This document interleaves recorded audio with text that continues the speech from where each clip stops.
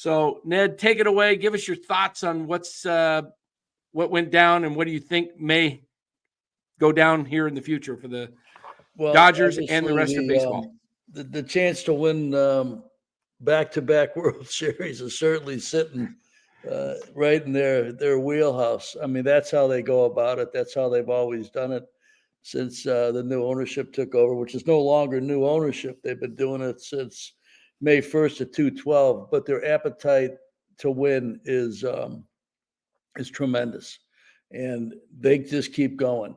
You know, they've spent, I think I read that they've had 5 contracts since like a year ago, valued of over $100 million. 29 other teams in baseball have had the same number of $100 million contracts.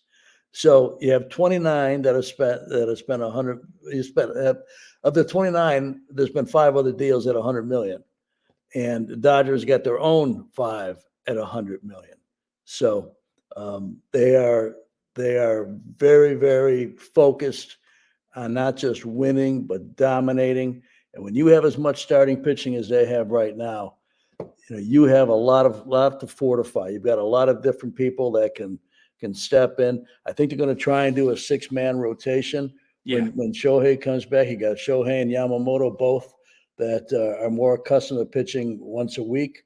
So they'll be able to do that and continue to run somebody out there every day. That would be the ace of most staffs. Yes. Does this preclude them from signing Sasaki, you think? Oh, no. Sasaki's going to be really a low money deal. It's really going to be out of your international budget.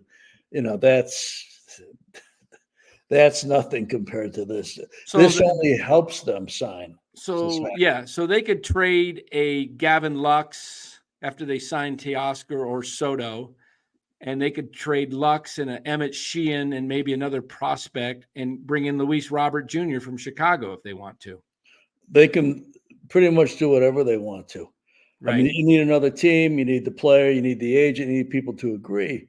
But let's face it, I mean, it is a destination. I think we talked on your show the last time about, you know, destination spots. Los Angeles is a destination spot. LA Dodgers may be the most, in all of North America, may be the number 1 destination team of any team in the continent. When you think about it, any professional team, they have a wonderful ballpark. They've got a great organization, great ownership, a history of winning. They pay, you know, for Scott Boras, and I know Blake Snell wanted to get something done as soon as possible because of last season. But, you know, to have Scott sign a player before you get to Thanksgiving, they did well. They did. I think it's 36 a year. You know, there's going to be deferrals in it. They've been deferring a lot of contracts. There's going to be deferrals in it. So it'll be less. It'll show up less than 36, but you're going to be paying $36 million a year for Blake Snell. So to turn that deal down after what he went through last year, that wasn't happening. So it all makes sense for Snell and for the Dodgers to do this. And it just puts them in a greater part of leverage than any other club. Yeah, and anybody has questions for Ned, now's your chance to go ahead and fire away. We've been getting a lot of super chats, but we've got Ned in the house now. So, we already read this one. But if you want to get a question for Ned, go ahead and ask that. Do it in a super chat because we can't read every other question. So I'm surprised Phillies don't try and go after Soto. Yeah, they could do it. Their owner, Middleton, he could do it.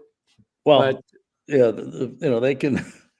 They're really, I mean, they're like the Dodgers in so many ways. They're very well run. Dave Dombrowski's done a great job. Preston Mattingly, Don Mattingly's son, who we drafted years ago, is becoming their co-GM for a year, and then he'll take over.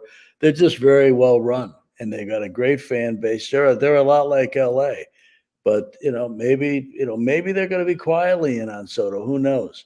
But they've also, most teams have except for maybe the Yankees and the Mets, most of them have a budget that they're going to try to adhere to some extent. And when you're talking about Juan Soto, if you're signing him before Thanksgiving, you are just saying, tell me how much, and I'll put it on the line. I think he signs in the winter meetings. What do you think?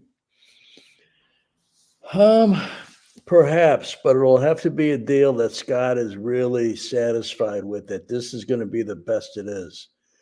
Maybe this precludes, you ask about Sasaki, this may preclude the Dodgers going after Soto unless the market crashes and he'll take a short-term deal like Snell did last year. But, I don't foresee that. When you have the two New York teams involved and Mr. Cohen, who is really hungry to win and hasn't, that may meet whatever Scott and Juan Soto want. Yeah, I've said on this show, I think it ends up over 700 because I just think that it gets a little crazy and Cohn just goes, screw it. Yeah, the guy's worth easily 21 billion. What's 800 million to him over the course of 14 years? Yeah. It is a different dynamic than Shohei, because part of the Dodgers thinking on Ohtani was that they're going to tap into the Asian market. Huge. They've already, we signed players from Japan and Korea and Taiwan when I was there. And long before I was there, they did the same thing. Chan Ho Park from Korea, Hideo Nomo, and many more. They knew that they could recoup a lot of this, the finances of it, especially the way Shohei structured it with all the deferral. Yeah. And this is what they do for a living. I mean, they make money. That's what they do. And so they will pay for Shohei in a heartbeat. Now, does Soto have the same type of marketability outside the United States? I don't think he does. I don't know if people will pay to go see Ohtani play. There's no doubt. He is what you would call in the old days a drawing card. You look at the Babe Ruth plaque at Cooperstown, it says baseball's greatest drawing card. I don't know how many other players. I mean, we can go around the room here, or we could ask fans, who else would you pay to see play? Would you pay to see Juan Soto play? I don't know that you would. Maybe you would, maybe you wouldn't. But you'll definitely pay for Ohtani. Right. And I think the genius behind Ohtani and the Dodgers deal was that Ohtani came to them supposedly with the deferral so that they could sign other players. The Dodgers reportedly made $120 million last year off of Shohei Ohtani.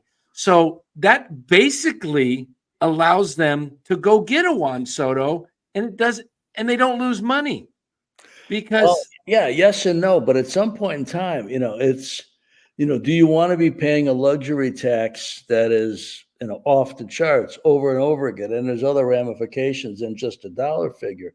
Plus, you do have to build a team. Now, Juan Soto has been the best player on pretty much every team he's played on, and even better than, Aaron Judge in some people's mind. Not as much power, but a better hitter, perhaps. Tough to say, but at least to equal to it. You come to LA, you're one of a handful of guys that are in that elite category. The one thing that I think appeals to the Dodgers without knowing anything on the inside is the market crashes and it's going to be a short-term deal. Okay. Because when Shohei doesn't pitch, he's going to DH. At some point in time, if you're talking about 6, 7, 8, 10, 12, 14 years for Juan Soto, some of that's going to be as a DH, maybe half of it if it's 14, maybe a little bit more than half. Who knows? But, you only got room for one DH. So I think in the Dodgers' mind, look, we'll do this short term because he can still play the outfield for us short term. And we'll overpay short term and give him a chance to go back out there. 26 years old, you go back there at 29 years old, you're still a young. Right. The opt out. I could see a deal where they go 400, 8 years, 400 with an opt out after year 3. Something like that. Yeah, you'd have to structure it to really almost encourage the opt out. Right. If you really wanted him for 3 years, there's a way to do that where you pay more 100 million. in the first 3. 100 million. You pay more in the first 3 than you do the last 3.